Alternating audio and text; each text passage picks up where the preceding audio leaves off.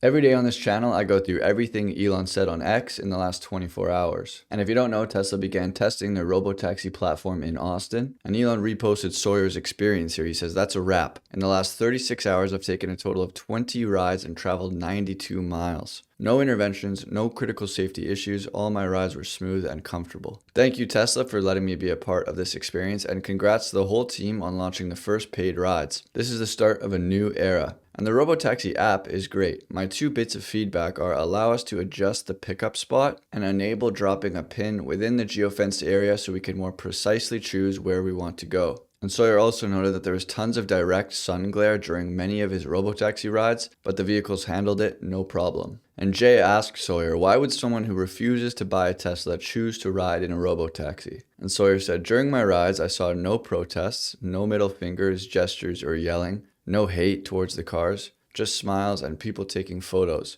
In the end, people will choose the best and cheapest option, which will be Tesla's Robotaxi.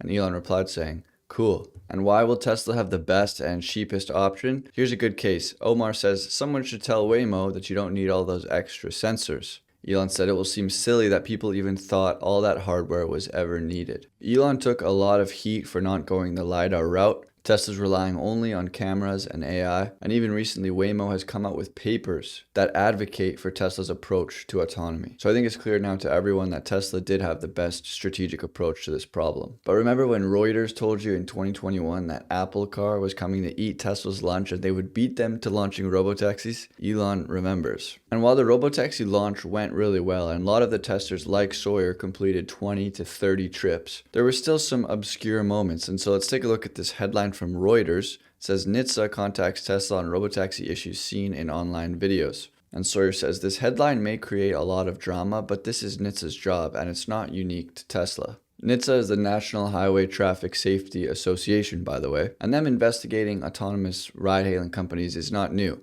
Sawyer says NHTSA opened an investigation into the performance of Waymo's vehicles last year after reports of its robotaxis potentially violating traffic safety laws. NHTSA's also investigated Cruise, they've done Zoox, and like with Waymo, Tesla will just issue a software update to address anything it may need to. NHTSA asking Tesla questions is not inherently bad, it's their job to keep an eye on these things and to seek clarification from companies if they have any concerns. Sawyer says, my guess is this will ultimately end up not being a big deal. And Alexander says Reuters scoured the entire internet for the only potential negative story on Robotaxi launch. The dedication and commitment to being a Tesla hater these days is almost admirable, and Elon has a laugh at that one. And I do think people undervalue the Tesla Robotaxi event because it took 10 years to go from 0 to 1, and because Tesla's approach is going to scale much easier, Yaroslav bets that going from 1 to 2 to 3 to 4, whatever number, will be much quicker than Waymo's. And that's why this launch in Austin is so pivotal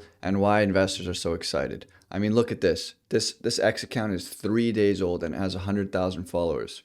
It's because people see where this is headed. That's why they're excited. It's not just about 10 cars giving rides. It's about how fast it can scale. And Elon reposted this. It's Zach in the back seat of a Robotaxi. The forklift's going by. It's an active construction zone. You got a truck and a tight corner to go around with workers all around. Robotaxi handles it no problem. Look how narrow this is. And the guys testing Robotaxi down in Austin were having some fun. They tried requesting 4 Robotaxis at the same time from the same spot, and 3 of them were able to get a ride, but Galley's phone said high service demand, and he ended up having to take an Uber. And here was the Robotaxi cleaning its camera on the front. In fact, all cameras around the vehicle can clean themselves with these. In this case, you see how it's done, but on the sides, it's like this little spray. It's pretty cool. And I've been seeing a lot of people who are around Austin saying that they are spotting robotaxis that are outside of the geofenced area on highways. They're not necessarily a part of the robotaxi system, but they have the Texas Tesla manufacturing license plates. And that means that nobody owns these vehicles. They're owned by Tesla. And I think it's really interesting that we're seeing this because don't forget, Elon said that the first Tesla that drives itself from the factory, which is off of the highway, all the way to a customer's house is in 4 days, June 28th. And Elon responds to Alexandra, who says, a big thank you to Tesla, Tesla AI, Robotaxi, Elon for organizing the rollout with the retail shareholders. Other companies would have made this a PR stunt with journalists, institutions, media. But Tesla did it with their shareholders, with their base, with us. They left the big media out of it, and Elon responds to her with a heart. And this is actually crazy. More EVs are now sold every year in China than cars of all sorts are sold in the United States. Ramez says this trend isn't stopping. EVs are all of the growth in the global auto market since 2017. And Zach is supercharging at Buc-ee's, and Jesse quoted this saying, I don't think it's actually humanly possible to spend less time at Buc-ee's than it takes to supercharge. I've made this drive in a gas vehicle and a Tesla. You just plug it in and go inside. No fiddling with a payment screen, no waiting for your tank to fill and reparking. Just walk inside and come back to a full charge. It's more convenient than gas. And Elon quoted that one saying, yep. And Anthropic purchased millions of physical print books to digitally scan them for Claude. And Lewis said Google had everything. The transformer, massive compute, access to data. They even had Google Books. Yet OpenAI beat them to the large language model gold rush. Having the pieces isn't the same as playing the game. And Elon says true. Imagine how long it would take Anthropic to rip apart and scan millions of physical print books. It says their service providers strip the books from their bindings, cut their pages to size, and scan the books into digital form, discarding the paper original. Each print book resulted in a PDF copy containing images of the scanned pages with machine-readable text so they could train the models. And Chad says, you've been watching the Kardashians for over a decade, and now you're worried AI is what's going to destroy our brains? And Beth says, we're already part of a collective meta-mind. It's called X. And Elon agrees. And Falcon 9 launches 70 payloads to orbit on the Transporter 14 rideshare mission. And there was the first stage landing on the I Still Love You drone ship. And Kiko says reusability on Falcon and smart dispenser engineering have slashed the cost per kilogram to low Earth orbit and boosted annual launch slots. This has lowered the barrier to entry for space startups, allowing them to test tech in orbit with just seed funding, giving hundreds of ideas a shot. And Starship will push this further, dramatically cutting cost per ton and increasing launch availability in the coming years. It's like jumping from the Oregon Trail to 747 jet flights in under 20 years. Who's ready for an entirely new era of human progress?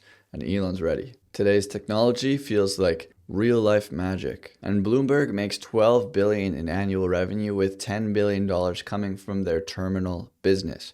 And Elon says, sounds vulnerable. And this guy's running for mayor in New York City, and he will launch government-run supermarkets if he's elected. And Bill Ackman says, when has the government proven to be a better operator of any business at lower cost than the private sector? Imagine if every New York City supermarket was run like the Motor Vehicle Bureau. That's the city we would have under this guy's leadership. And Elon says, yeah. Austin calls it the most economically delusional proposal I've seen in a long time. And Elon responded to that saying it's nuts. And X has suspended 1.79 million accounts related to child sexual exploitation in just a few months. X said, we will never stop using the full extent of our capabilities to eliminate these harmful practices, and the media will probably never report this. And the company Eli Lilly just showed that you can lose tons of fat while barely losing any muscle using their activin type 2 receptor inhibitor, bimagrumab. I think I said that right. Bimagrumab.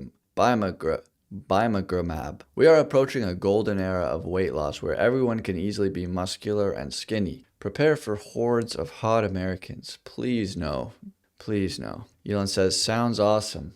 I will always remember and cherish the days where you had to work hard to be hot and muscular. Always. Like Elon doesn't get hot while playing Diablo 4. Blizzard just confirmed that Season 9 comes out next week. And Elon said some buffs to Druid would be nice. And that is everything that Elon said today. And if you guys want to see these videos earlier, you just want to support the channel, make sure you join the channel as a member, and I'll see you guys tomorrow.